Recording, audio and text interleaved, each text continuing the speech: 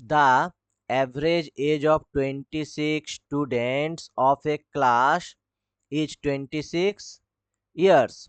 If the age of the teacher is also included, the average age of the whole group becomes 27 years, the age of the teacher age.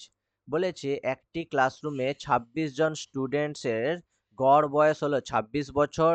যখন তাদের শিক্ষককে যোগ করা হলো তখন গড় বয়স হয়ে গেল ২৭ বছর। তাহলে শিক্ষকের বয়স বের করো। যখনই এই ধরনের অঙ্ক দিবে, সেম স্টুডেন্টসের গড় হচ্ছে সেম থাকবে।